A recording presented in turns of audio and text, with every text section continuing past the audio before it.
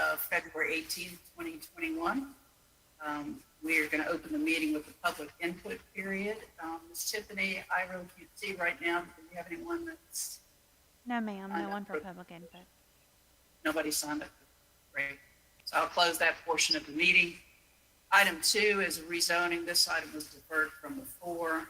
This is a request from Christopher Frazier as agent for the trustees of the Church of God and True Holiness to rezone approximately 3 acres located on the east side of Rose Hill Road at its intersection with St. Luke Trail and Rich Lane from Village 10,000 square foot residential VR10 to 1 acre R1.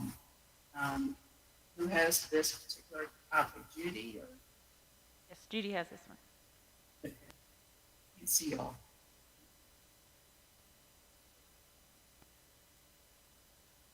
Mr. Frazier, acting as agent for the Church of God in True Holiness. Randy, you can turn it to the 4th or 5th slide, please. Keep going. 2 more. No, go back. There you go. Mr. Frazier, acting as agent for the Church of God in True Holiness, is proposing to rezone this 3-acre parcel from VR10 to R1 in order to create a cemetery. The property is not located adjacent to the church, so it cannot be considered an accessory use. Cemeteries are listed as conditional use in R1, provided that the site does not contain a crematorium. They currently use the community cemetery owned by St. Luke's Church. However, the members of the Church of God have to pay a yearly maintenance fee along with a one-time burial fee. Adjacent properties are zoned VR10. The St. Luke Park and Community Center is located behind the proposed cemetery, in which senior citizen activities are offered, as well as a lighted playground and basketball courts for younger adults and children. There is a natural buffer between the community center and the proposed cemetery and the adjacent single-family residence. This parcel, along with the adjacent parcels, are designated medium density residential on the future land use map. R1 would fit under the low density designation. After the first meeting in December was deferred, staff spoke with several residents opposed to the cemetery. They are opposed to any size in this location, and rezoning a smaller area to R1 would not satisfy their concerns. Also, there appears to be some dispute regarding the amount of fees being charged by St. Luke Church. To date, we have 8 letters in opposition to the request and 1 in favor. In addition to the letter in favor, Mr. Frazier has a petition of over 100 signatures signed by members of the Church of God and community residents. In conclusion, staff does not consider this request as spot zoning, as the parcel is 3 acres in size.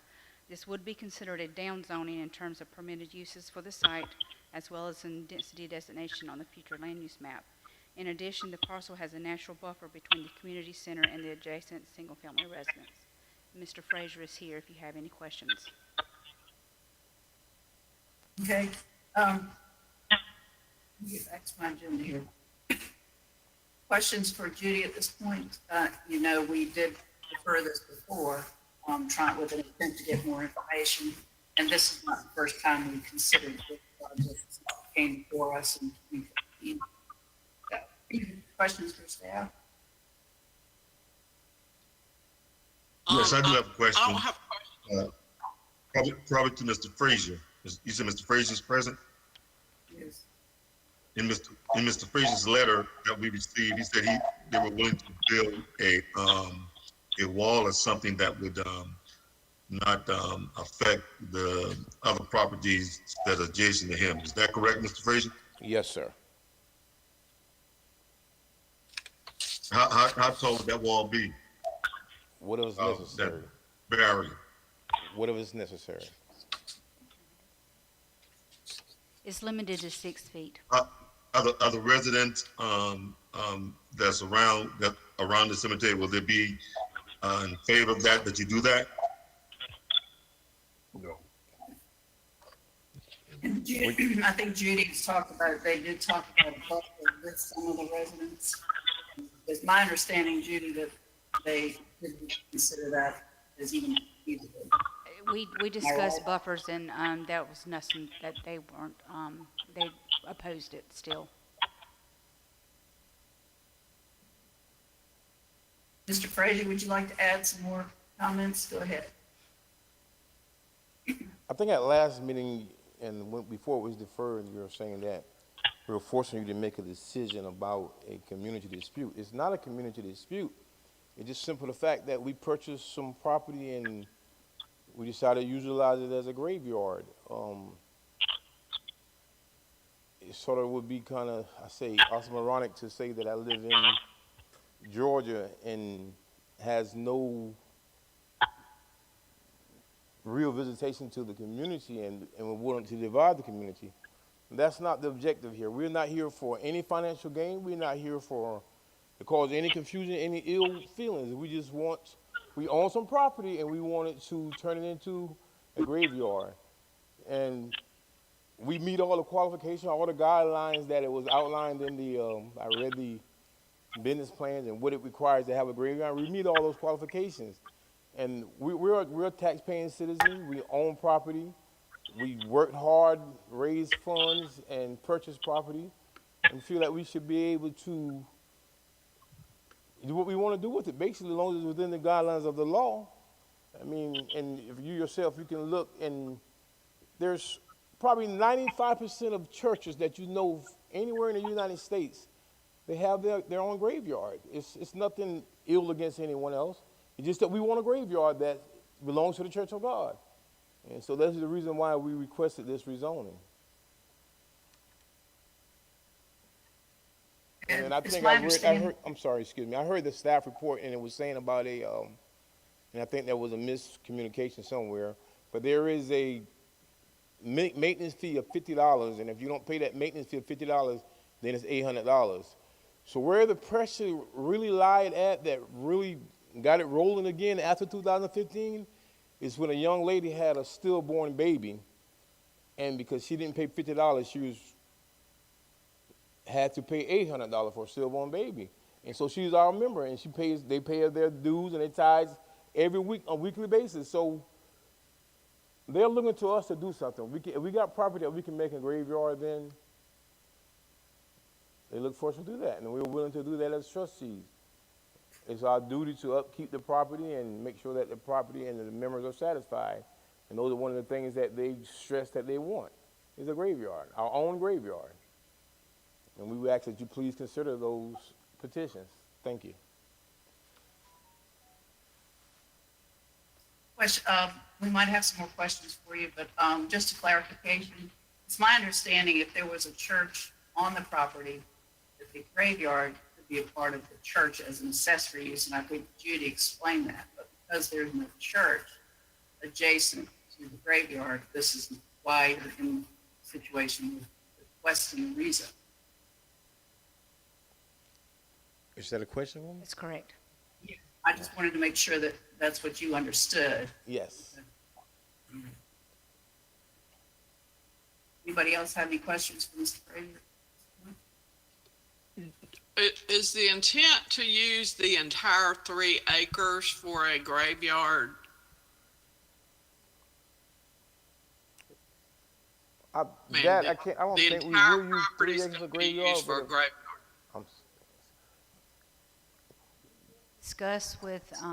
Staff did discuss with some of the residents that were opposing, and we offered that as a solution, and they just didn't want it at all.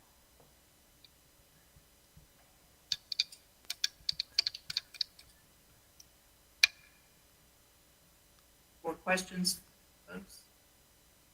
Ms. Tiffany, do you have anyone signed up for the public hearing portion? Yes, And Mr. ma'am. Frazier, you may- Our first speaker would be Freddie Frazier.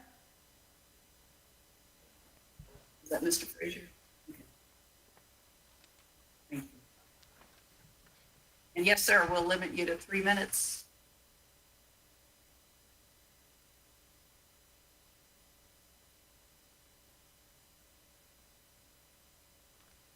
Good afternoon. I just want to clarify some things. I am the trustee of the St. Luke Cemetery, which is on St. Luke.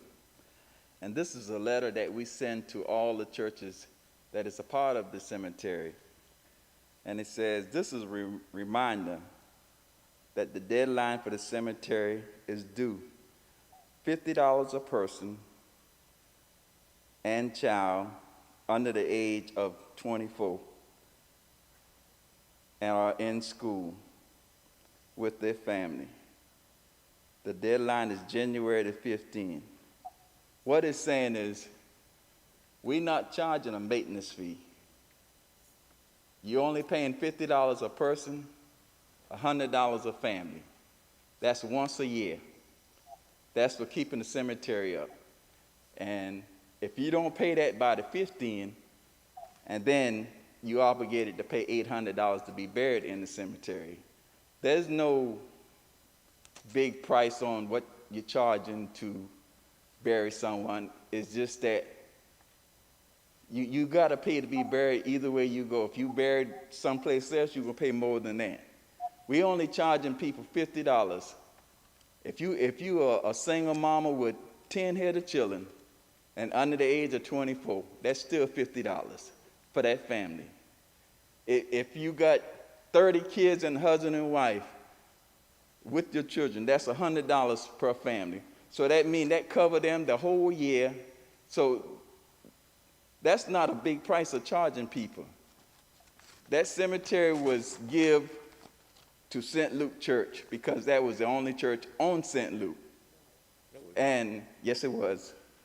When it first came out, they give that cemetery was donated. The ground was donated to St. Luke Church because there was only one church on St. Luke. So after they built the church back in the field, the Church of God, they decided to go, and they still was a member of the cemetery. You got 4 or 5 churches that is in with that cemetery, and they pay their dues. If they don't pay their dues, then they have to pay $800 to be buried. It's a community cemetery. We're not trying to make a hassle or take from people. It's just a community cemetery to everybody to work together. I'm the trustee over the cemetery, and I try to do what's right. But some people are hard to satisfy. So I'm just doing, this year we had a lot of people pass. We had young ones, we had infant, but the cemetery got to be kept up. Regardless of what, you're going to have to keep a cemetery up. You have to pay for the cutting, the cleaning, and we have someone to do all that. So I'm just making my statement. It's not a takeover. It's just that we send letter out in October of every year to all the churches. Thank you. Thank you for explaining all that. Appreciate it. Ms. Tiffany, you have another speaker? Yes, ma'am. Leola Thompson. Mrs. Thompson. And again, if you could keep it to 3 minutes, we appreciate it.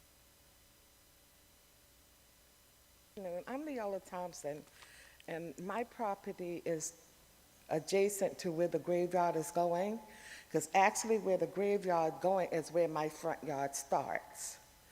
Okay, they say it was a buffer there. It was a lot of trees there, but a couple of weeks ago, everything is gone. Mr. Cox cut down every tree, just a little thin line that he left. You can see from the road, you can see the whole community center from the road. There's no buffer there anymore. The only thing that having a graveyard there will put a strain on you. It'll really mess with you mentally and emotionally. Because I don't want to walk out my front door, sit on my garage, and it's a graveyard. Here come back memories. My mom just passed 3 years ago. My father's there, my sister, my brother, my baby's there, my son's there. I don't want to be reminded about that every day, having a graveyard here. Right there in my front yard, no.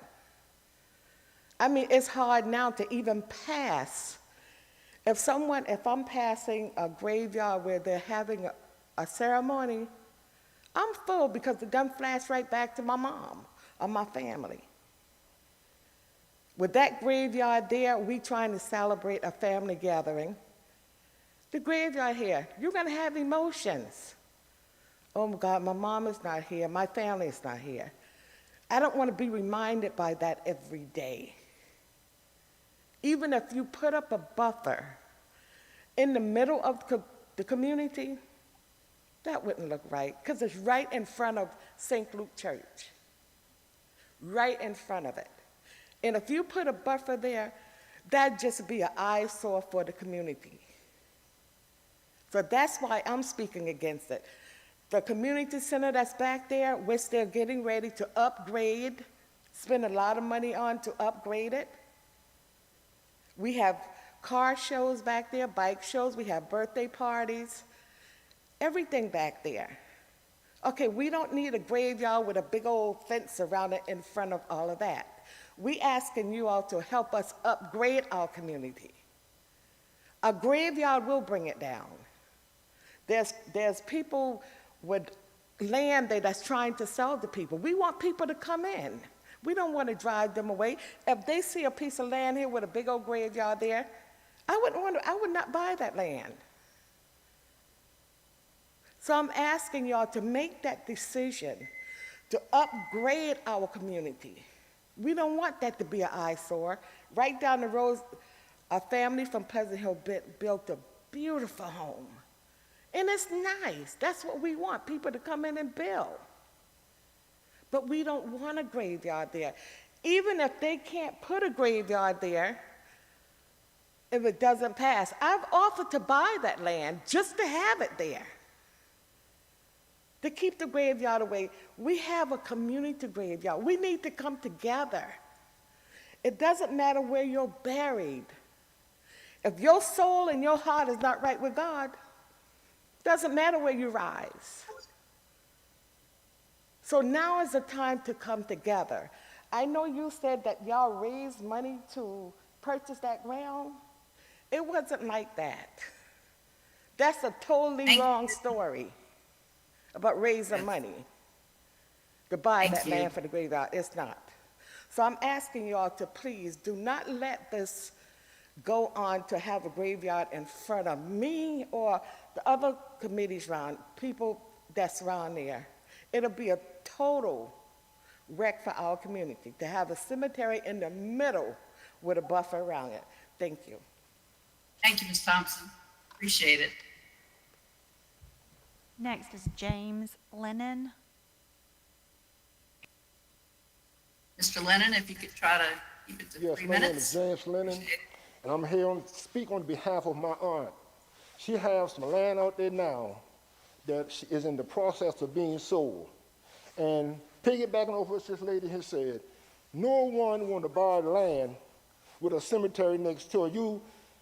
Once you buy the land, you build a house there, or whatever you want to put there, wake up in the morning time, at night, whatever, you're looking at a cemetery. And this gentleman said he would put a buffer there. Now, each one of you know, go by any cemetery with a buffer or whatever, put it up today, 2 or 3 years later, it's down on the ground, there's no upkeep. St. Luke, well, the county get ready to put $100,000 out there in that community center. When the person have wedding or any type of get-together, you don't want to come up to the center and they go to a cemetery, someone over there having a funeral. It's not right.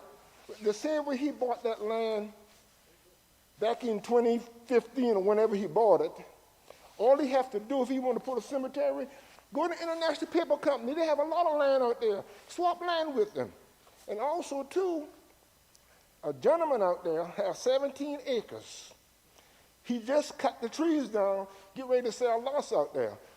Who could buy land beside a cemetery? Now, I hope this will be the last time the planning committee decide not to let him put a cemetery there and let us go away. Thank you very much. Thank you, sir. Tiffany, anyone else? All. I'm sorry? That's all. Okay, thank you. Okay. If we have any more questions, we can bring Mr. Frazier back up. But at this point, that closes the public hearing. So, questions for staff, I guess. Any additional comments staff staff would like to make at this point, or?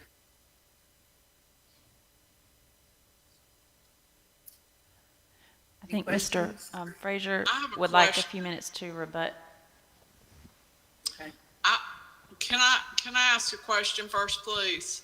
Yes. Are there deed restrictions on this land at all? On the 3 acres that we're talking about Not that I'm aware of. rezoning? Is there any restrictions? None to my knowledge. Deed restrictions on the property. No, ma'am. I was just reading through the objection letter that was in our packet, Yes. and it had said something about that when the land was sold, it was not. They made it. It's implied that there would not be any cemeteries there. Is what I'm reading between the lines, I guess. But anyway, that's why I was asking if there were deed restrictions. I was a secretary for the church. I got out of the military since. I became the secretary of the church in 1995. We attempted to purchase the land once, and then it didn't go through, and we purchased it again. And there's nothing in writing anywhere that says we can't do what we want to do with the land. Initially, when we purchased the land, and the land was not given to us, we paid $12,000 per acre of the land, $36,000, and we paid again $3,500 per acre to get it cleared. So nothing was given to us. We raised the money to get the land and to do what we wanted to do with it. Originally, we purchased the land and we were going to build another church there. But instead of demolishing our existing building at that time, we made that over. And then we decided that we wanted to do something different for the graveyard. Now, back to Mr. Frazier's comments, the graveyard originally was a community, and as Ms. Thompson said, it was a community graveyard. In the beginning, when the land was donated, it was donated to the community, the St. Luke community. And at some point in there, some of the ones that have gone on, somehow it got out of the community care and into the care of the St. Luke Church. So now, whether they think it's a lot of money or not, that's okay. Maybe it's not a lot to them. But to our tithe-giving members and our members that contribute, it is a lot to them, whether it's $5 or $500. If they have their graveyard, since now it's not a community graveyard, it belongs to St. Luke Church, why can't the Church of God have their graveyard? That's what our point is. It's not about $5 or $500.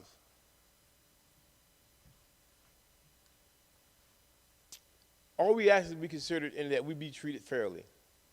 If it don't happen, it just can't happen. But we're here, and we're going to fight to the end because that's something that we want. We were willing to put up a wherever we meet, and Ms. Thompson said that she would purchase the land.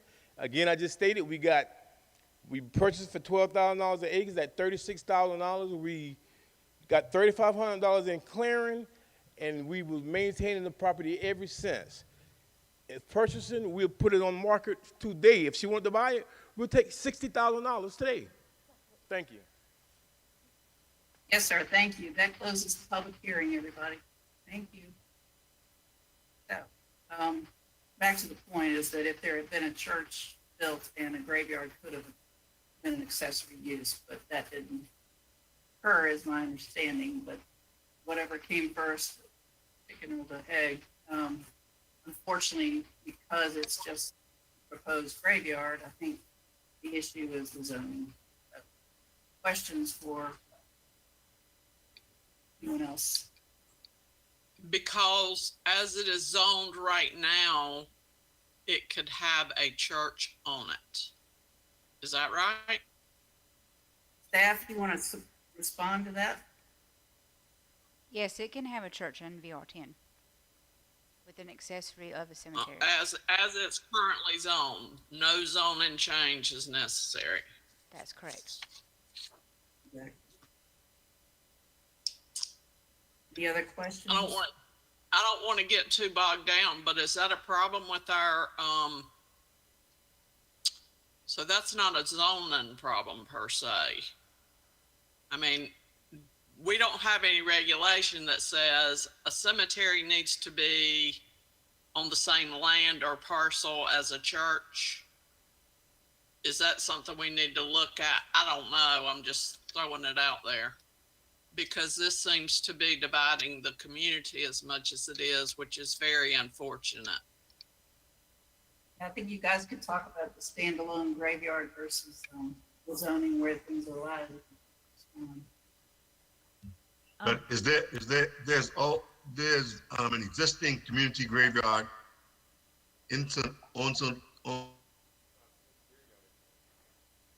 on that road, on St. Luke Road?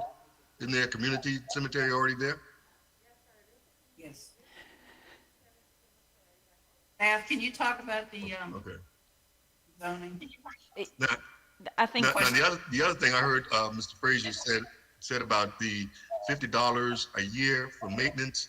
Is that for the St. Luke members, or is that for anyone that possibly want to purchase a burial spot in the future? How does that work? And then you said if they don't pay it in a year, it's $800 after that? No. If you pay, if a single mom with children pay $50, that cover that whole family, that whole year. Is this only $50 a person? And for a husband and wife with children, it's $100. So they don't pay $800 after they pay that. But if they don't pay that $50, if they rather pay $800 and don't pay $50, and then I think it's wrong. It's not a St. Luke church cemetery. It's a St. Luke community cemetery. That cemetery was donated because there only was one church on St. Luke. That's why St. Luke Church is in the hand of the caretaker. Other than that, we don't discriminate nobody. We just send the letters out, $50 a person, $100 a family. But some refuse to pay that.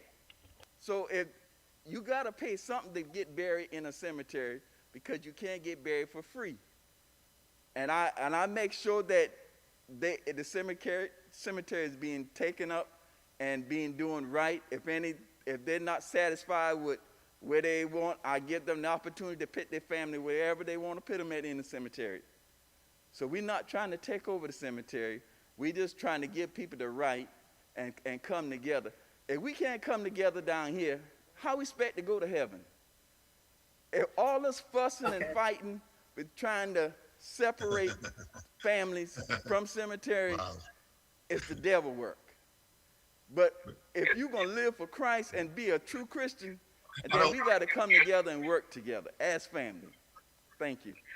Yeah. I think that has to happen on both sides, Mr. Frazier. So, and to incorporate whether or not a person going to heaven or hell because of the cemetery plot. I think that's a bit disingenuous to me. And I'm a pastor, so I don't think that's I think that's. But anyway. Sandra had a question still. I think we wanted staff to kind of address. Can you really call for the recommendation, Madam Chairman? Not yet. Sandra had a question about the zoning issue related to church cemeteries alone. I'm sorry. And I think, I'll let her word it again the way she'd like. Well, I was just more interested or concerned that we might have an issue here in the county if we're saying we can have a church on a site that's allowed, the zone allows a church in a cemetery, and then you don't allow a cemetery on it just stand alone. I didn't know if that is something that, I don't know. I mean, it's, I guess I'm getting kind of sidetracked in the fact that we have this letter from the seller who says he had a verbal agreement that he was selling it for a church building to be built, and then a cemetery, of course, can be there. Now, whether Mr. Cox, who originally sold the land, knew that there could be a cemetery there with the church or not, that's why we're having a problem right here today, I guess. I think it's pretty typical that a cemetery would be an associated use with the church. We don't list all the accessory uses for every use, but I think we would want to maintain that ability for the church. We could certainly entertain as a zoning change some stipulations if a cemetery is included and require buffers and things like that. And we do also need to maintain the ability for standalone cemeteries. I mean, we could debate and argue the appropriate zoning districts, but sometimes a cemetery is a commercial venture, so we would need to maintain that ability as well. And this is not considered commercial because it does not have a crematorium? Is that right? That's my understanding. I did talk briefly to the coroner about commercial versus a church cemetery, and commercial cemeteries, which he didn't feel like this would classify as one, do have some requirements from DHEC that the church cemeteries do not. I think it would be a matter of who owns it as opposed to whether it was on the same property or not. Okay. I'm sure y'all didn't hear me before, but I did say that public hearing is closed. So we're done with public input. That's in the minutes. Any more questions for staff or not? Chair will entertain a motion for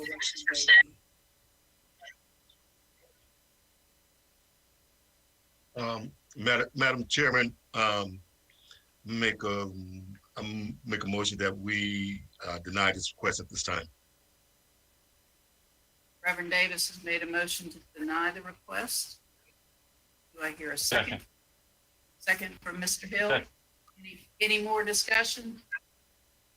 I'll get Tiffany to actually do a roll call for us today to vote because it's kind of hard to hear. So let's let her call a roll if we can do that, Tiffany.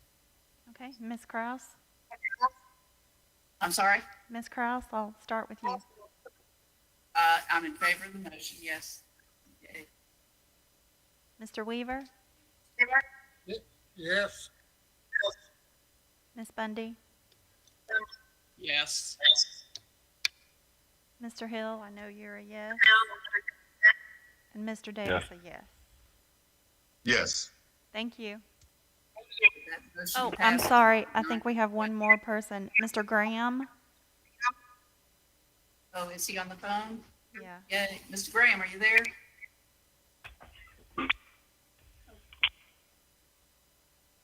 Mr. Graham, how would you like to vote on this motion?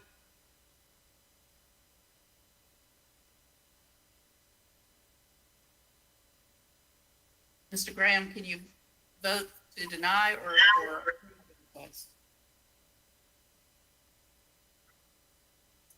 We'll just consider that an abstain since we can't Okay. give him. Okay. So the motion passes that the request is denied, and this is the recommendation to council from the Planning Commission. Thank you all very much. We appreciate it. We know this is a very passionate issue. So. All right, moving on to item number 3, other business. We have the attendance report in your packet, and Holly has a discussion about the lighting ordinance that she wants to go over. She brought that for us. If you could click through the slides for me.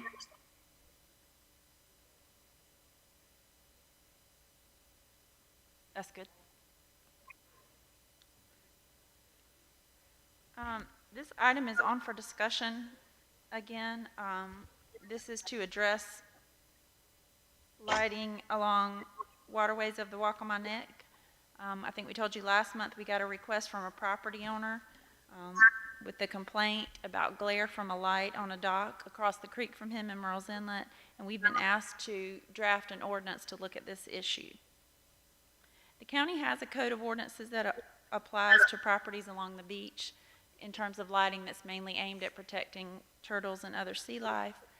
It wouldn't address this property, and it also doesn't address neighbor-to-neighbor concerns. We also have a section in our zoning ordinance that deals with lighting in commercial parking lots. In our opinion, we felt like we needed to draft this ordinance to specifically address the complaint we received. We do have, as you know, a limited zoning enforcement staff, so we certainly didn't want to overburden them, and we also didn't want to increase the burden on a property owner when they're applying for a single-family dwelling and requiring elaborate lighting plans for single-family home construction. The ordinance as drafted does apply to the Waccamaw Neck because that's where the complaints were generated from. We certainly do have numerous waterways in the rural part of the county. That could potentially also be an issue in those areas. The commission may want to discuss that as well.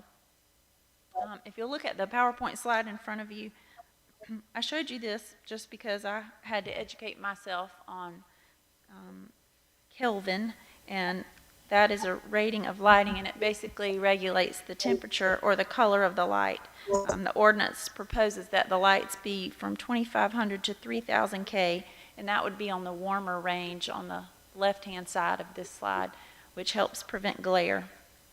And lights on the right-hand side in the 4,000 to 6,000 range are cooler lights, and they do create more glare. So the ordinance is set up that way, and that certainly is something that you can easily see when you purchase the light. It's listed there. We felt like that would be easy to enforce and easy for the property owner to track and find as well. We're also requiring that the lights be recessed or shielded so that any light is directed downward and away from the adjacent property owners, including those that would be across the water. We put in a height limit for the light poles and said that those lights also need to be restricted. Sometimes DHEC requires lighting for things like swimming pools. Sometimes the building code might require some exit lighting and those kind of things, so we certainly wanted to exempt those. We are proposing the attached draft ordinance that you have in front of you. We feel like it won't propose a significant expense on the homeowners and that we can enforce it on a complaint basis in our zoning department. If the commission feels comfortable, then we're recommending that we advertise this for a zoning change for the next month. And I'll be glad to answer any questions you have. Questions for Holly? This is Polly's Creek, Merle's Inlet, and the waterway. Is that correct? Yes, that is something I didn't mention. In the ordinance, it talks about creeks, rivers, rice fields, streams, canals, any form of water. It does include lakes and ponds. I will tell you I debated that some because ponds are everywhere. I can think of at least one residential development or two that are on a significant sized lake, man-made lake, obviously, as part of the development, but we can certainly debate that. As it is right now, lakes and ponds are included. But yes, all on the Waccamaw Neck. So one more question. So you're going to advertise this, then it's going to go before county council. Is that how that's going to work? We would advertise it and have a public hearing before this commission next month, and then if you moved it forward, it would go to county council. Okay, my only question is there a grandfather situation with any of it? I mean, I realize you're trying to eliminate problems. I just didn't know, that would be my only question or concern. Does it apply going backwards? In other words, I guess Holly would assume yes. I originally put new construction, but I took that out because there may be some instances out there right now. And again, I don't think that these requirements are too onerous, that if someone wasn't in compliance right now and we received a complaint, it at least seems to me to be fairly easy to address, to switch out the lights and address or shield them and address the problem, hopefully. And we can send them to the BZA. And we would potentially hear from them at the public hearing. Yes. If somebody's got a problem with what you're proposing here. Yes, ma'am. It will be duly advertised. Along most of those water, walkways, those lights are facing downward, so it's not going to really hurt that type of issue. It's just people who have houses close together across the waterway, shining lights on each other. Seems like it'll be a case by case. But anyway, all right. Holly, sounds good. So I don't think we have any other expertise on Kelvin. All right, you need a specific motion to move forward or not? No, ma'am, not at this point. Discussion, okay. All right, next discussion is the tree ordinance, which is very interesting to us. We've been talking about it for a while. So, Randy, if you can go to the next slide. Okay. We've been discussing for quite some time the need for another revision to our tree ordinance. I say another one because we have revised it at least twice during my tenure here. The companion corridor study, if you'll remember, did recommend some improvements to the tree ordinance. And it's certainly something that we hear comments about from the community a good bit. This is basically a start. This is a draft of just some potential items and areas where we've noted weaknesses and sort of the first step in the process to amend the ordinance to hopefully address some of those. I wanted to give you just a quick summary. It's there in your memo, a quick and dirty summary of what the requirements are today. If you have an occupied single-family lot today where your house is located and you're on the Waccamaw Neck, then you're exempt from tree regulations unless you have a protected tree over 30 inches at diameter breast height, and that's basically 4 feet up the trunk of the tree, the diameter through the trunk. So if you have a tree of that size, then it is protected and you need a permit and a pretty significant reason to remove it. Occupied single-family lots in the rural section of the county are exempt. If you have a vacant, already established single-family lot and you are submitting plans for a new house, then you do have to give us a tree survey showing the protected trees, and there are only a few reasons listed there for removal for a protected tree, basically in the location of the house or a driveway. We do try to shift houses and driveways when possible to save as many trees as we can. A brand new subdivision has to be designed to minimize the need to remove what we call grand trees, and right now that's defined as trees over 30 inches at diameter breast height. And grand trees in a residential subdivision cannot be removed for the installation of infrastructure. So basically that is to push them to design the roads, the water and sewer around any tree that's bigger than 30 inches. We also now do not allow them to remove trees for the individual lots until they are ready to pull building permits for those individual houses. So that prohibits them from doing all the clearing at the first stage, and hopefully we can look at each house for that development and have it sited to save as many trees as possible. Everything else in our ordinance right now is grouped under non-single family, so that would be multifamily and commercial or civic uses too. Basically here you can't remove a protected tree unless it fits the reasons listed. This comes into play in commercial when a parking lot obviously requires removal of trees. A large pond requires the removal of trees. We can't require that a building be reduced in size to save trees, and tree replacement is required. I think that kind of gets to the problem areas section. I think a large complaint that we have is the clearing of protected trees for multifamily and commercial projects.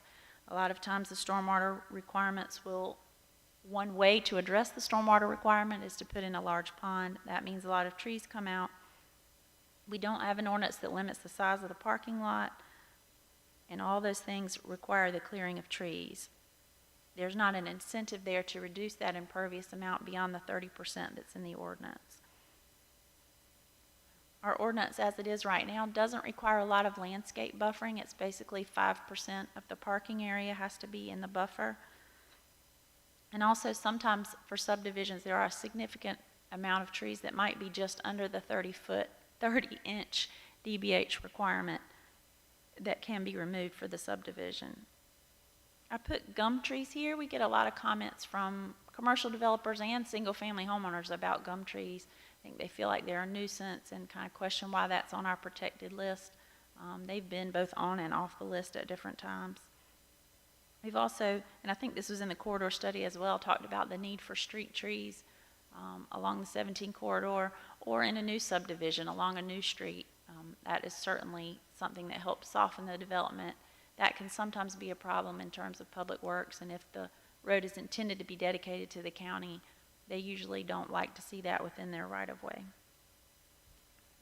If you could go to the next slide, Randy.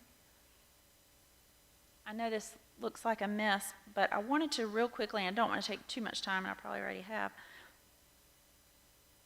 talk about how a change would affect some actual lots. So we won't talk about where these are, but this is an actual tree survey, and what I've crudely circled on here are the 24-inch and larger trees. So this is a 4-acre commercial site, and it contains numerous trees. You see the one circled there. Charleston County requires that any tree over 24 inches at diameter breast height cannot be removed. So what I wanted to do was try to see how that would affect these different parcels. So those trees would have to be saved.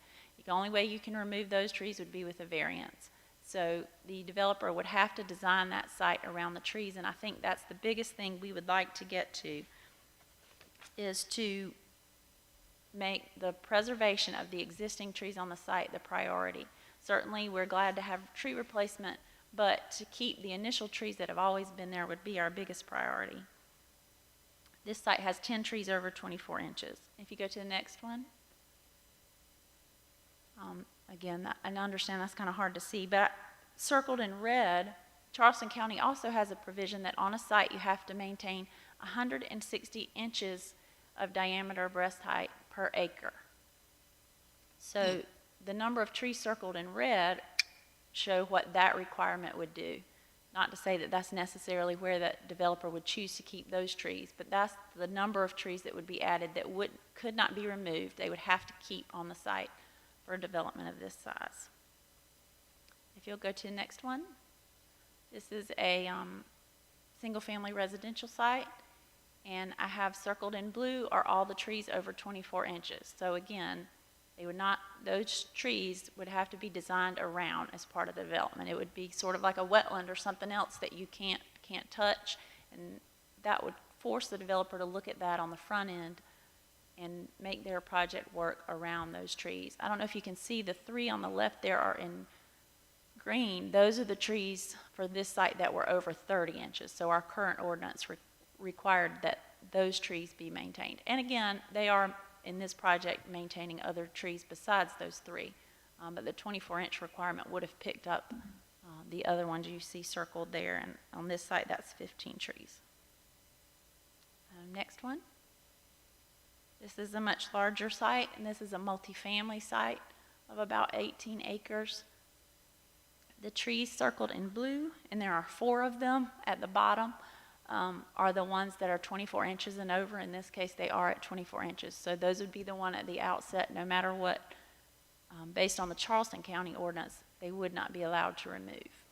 And the next slide, I think, might show them a little closer. Right, so there are where those 4 trees are. Next one. The next slide in the green shows for this particular development what trees they plan to save based on our current ordinance. If you can see them, you can see the ones still circled in blue at the bottom, but I've marked in green the ones that the existing plan proposed to save, and that was about 90 trees. If you go to the next slide.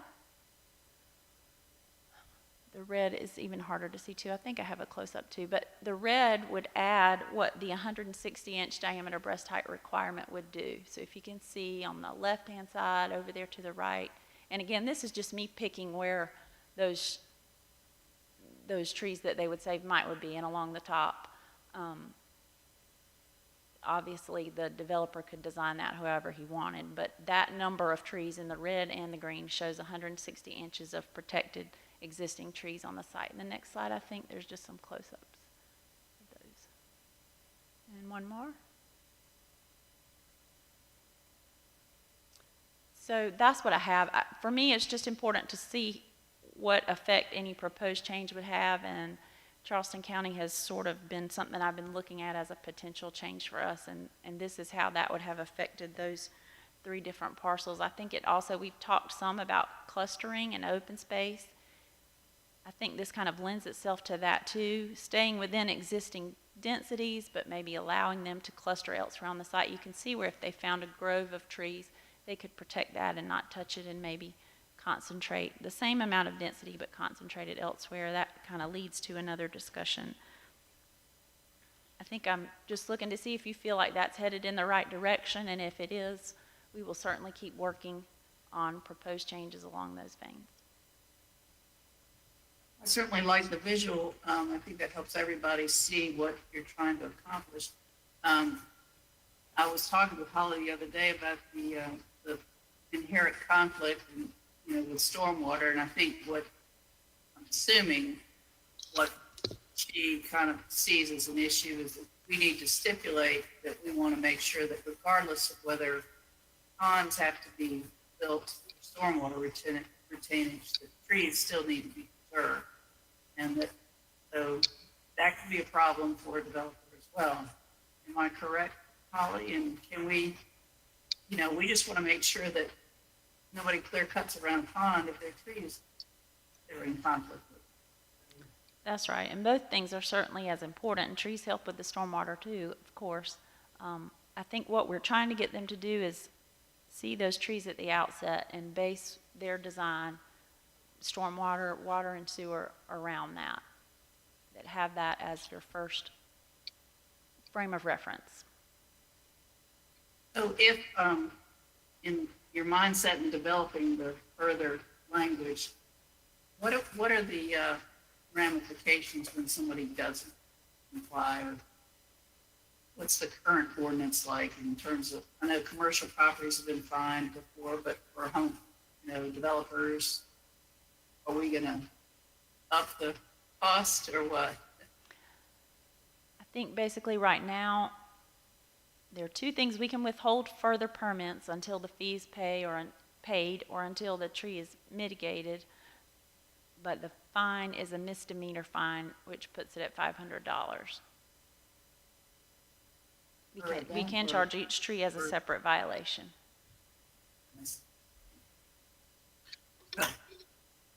I'm sad we can't have it more than that, because the value's in the trees before they're cut, not after they're cut. I think this is really good, Holly, and just from a perspective of going with what Charleston County is doing, I've read some tree books, believe it or not. But anyway, one of the things when you have a grouping of trees, your trees are going to be healthier than when you just have a lone tree sitting in a field somewhere. And one thing I was just curious, are you going to be working on replacement trees with this also, or not? Is that another step later? We certainly can be. I haven't done too much research on changes to that yet. I think that could come up with if we talk about increasing the buffers. Obviously, Okay. That's where we would like for replacement trees to be, I would think. Well, I just, I just think we have some really bad replacement trees right now that, we're losing some good trees and we're replacing them with some not so good trees. I mean, you get wind breaks and water quality benefits, stormwater benefits, and all that. And I think we lose them. And you are planning to apply this to single family lots, is that correct? We don't do replacement for single family lots currently, but yes, if we change, like, for example, the 30 to 24, that would apply for a new single family subdivision, and we could discuss whether or not we would apply that to the occupied single family lots as well and reduce that from 30 to 24. Awesome. That's really good. Yeah, that is good. And I think it just sets the stage of what we expect. Regarding commercial, I think that's something you're going to try to tackle as well. I know that frequently developers will complain that you can't do a parking lot with big trees embedded in between, but I think you can require them to do bigger trees than they put in now. Bigger, right? I mean, with protected wells that don't kill the trees. Yeah. People also move trees. They move them and put them somewhere else. I mean, it can happen. It's expensive, but Yeah.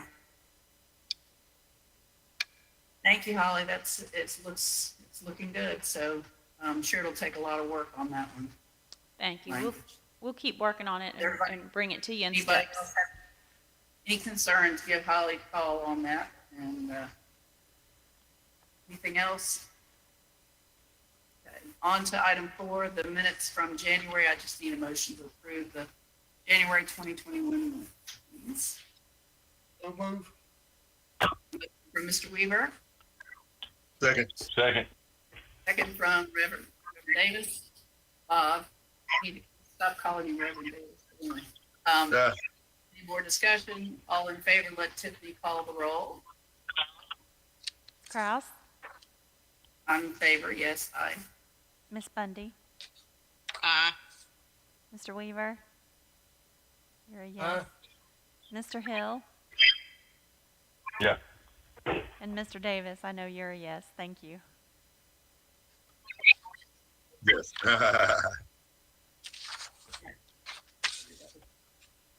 Is Mr. Graham? Can anybody hear me? Yeah, I can hear Can you now. anybody hear me? Mr. Graham, Okay. I'm so sorry. Your picture's not on the screen, and I did not call your name. Then you forgot about me, okay? Are you in favor of voting to approve the minutes? Okay. Thank you. Thank you very much. We're almost done. Status report, anything that you want to update on that? Letter of credit?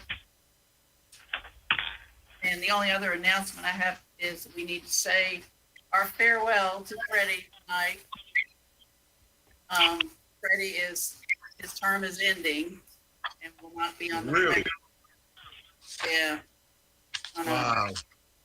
I know. I'm gonna miss him. I thought someone was He's fired. he's graduating to better things, I am sure. We wish you well, Freddie. We're sorry, we're gonna miss you. I'm gonna miss you, my friend. So when you get a certain age, it's time to go. Oh, come on Look, now. I'm not as old as Johnny, but I'm I'm gonna say you're not old enough to go yet. Listen now, you know I know your age, Freddie. yeah. I know your age, Freddie Hill. You're welcome anytime to come harass us at a meeting. You might wish you hadn't said that. No, we love you. I've enjoyed it. We thank you very Thank much. you. All righty. Thank you, Freddie. Good luck. Holly, anything else for good? All right, Freddie. All right, No, ma'am, and we I'll- will hope to be back in Bless person my in brother. March. in person next month, Hope so. right? Okay, next month we'll all be well and on our way to hopefully better times. So we'll see you in person next month. I'll entertain a motion. Very good.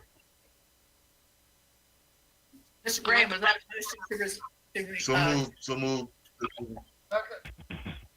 Okay, we got a motion and a second from Mr. Davis and then Mr. Weaver, and all in favor, raise your right hand. All right. Danny, All right. thank you, Danny. Thank y'all. You got it, Tiffany, thank you all. Freddie, think of yourself, Freddie Hill.